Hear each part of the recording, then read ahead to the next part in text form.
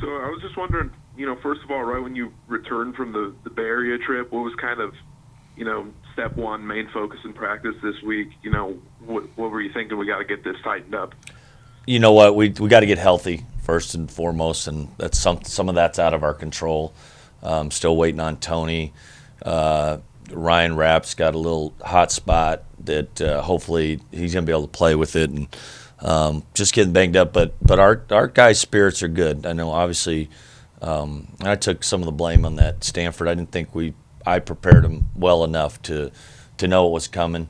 But I thought we played, for 32 minutes against Cal, we played pretty well and had opportunities there. And Cal turned around and beat Washington 2 nights later, so it didn't shock me. But had to Stanford, they play well. We didn't, and we just got to get back to basics. Usually dial it back and make sure we get back to 88 is 88, so we have to find a way to get stops and dial it back. And I know Jalen was, kind of being worked back into the rotation, but I guess just for all those guys that have missed time with injuries now, with Jalen, Marvin, and Tony, I mean, currently, how does the team just function differently with each of those guys, and what are each of them bringing at this point? I guess what are you guys missing when you don't have those three guys? You know what? That's what I told our team. I said we have to kind of reassess who we are. We definitely we're a slower team, to be honest.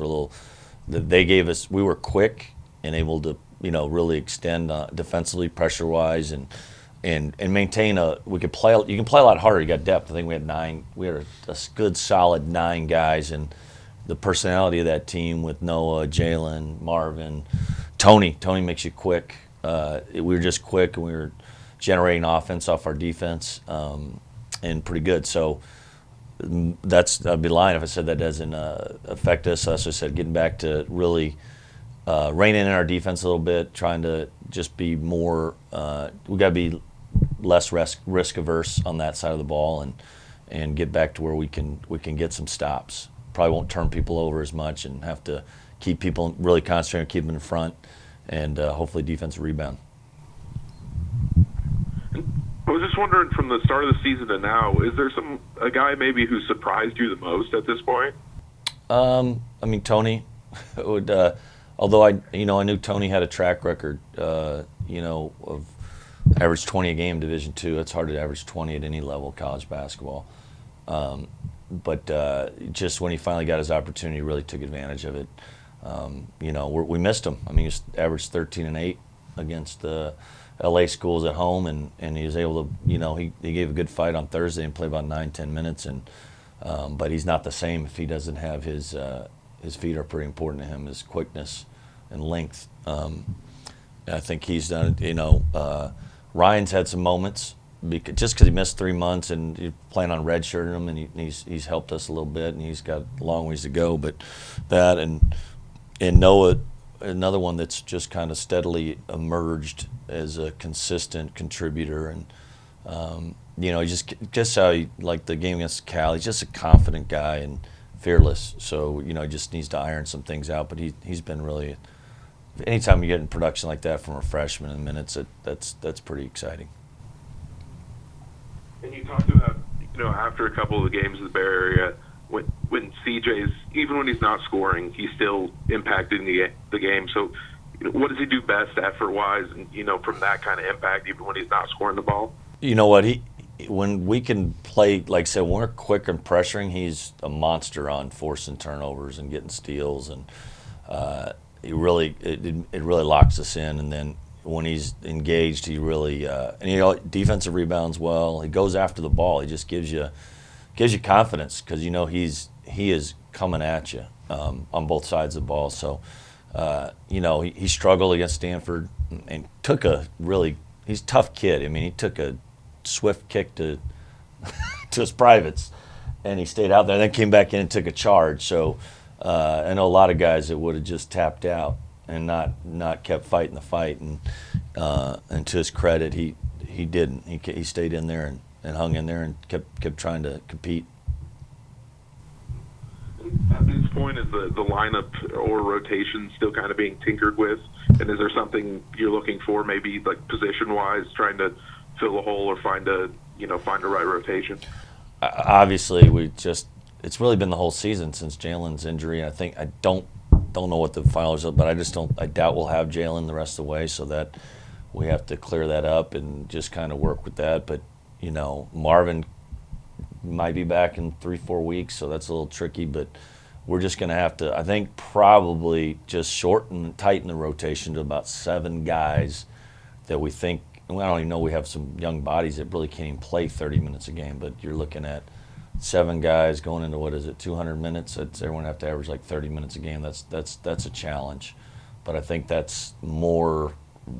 It's hard to play 10. You get to play 9, 10 guys, so we'll try to figure it out. But it's challenging with with all the injuries. So it's looking like Jalen's going to be shut down. I don't know yet, but I don't know. I can't tell you for sure, but kind of mentally, I'm kind of moving that direction until we get more resolved. But I think he's given a great effort. That hip is, bothering him quite a bit where he can't help, and he's one of those guys you have to, he's not going to take himself out. So we just want to make sure the people that know what they're doing, and I'm not one of them, handle the situation the right way for his health, for his own. The Oregon schools. Okay. Yeah, go ahead. And against the Oregon schools, what can't you afford to do against those guys? Do they, share any traits, or I guess Oregon? Just a small preview for each of them. Yeah, Oregon's like the 4th best offensive team in the country. What's that? Oregon State's 8th. Oh, they're 8th in the country, but they're like the 4th. Oregon State's 8th. In offense? I didn't need to know that. I wouldn't concentrate on Oregon State. Well, obviously they can score the ball, so it's going to be a really test for us to, we got to make them earn their buckets. We can't give up easy ones. And I know I haven't really got on to Saturday, but I've seen enough of them. They're old. Oregon State's old veteran, play together a lot. Tinkle's really good. Thompson's really good. Their center's really good. So they're pretty complete. And then, Thursday Pritchard's playing. I mean, he can make a push for National Player of the Year. And they do so many things out of his hands. He reminds me of, cross between Steve Nash and T.J. McConnell or whatever. He's kind of a bowling ball that gets in the paint all the time, can really drill it, a good passer, a good leader. So we got to do a good job there. No, you're not gonna stop him for 40 minutes, but we definitely, hopefully, to slow him down and do a good job there. And then you got a couple of weeks of Pac-12 play under your belt. Is there through these 2 weeks, is there some defining characteristic or shared trait? Like if somebody were to say what makes Pac-12 basketball, is there something that stands out at this point to you? There's some great individual talents, and the length obviously inside, but whether it's the kid at SC, Onyeka, I always said it right, really good talent there. UCLA has several good ones. Stanford's really playing well, and they have some good talent, so nothing no one knew, but definitely some of our guys we're competing and trying to get better.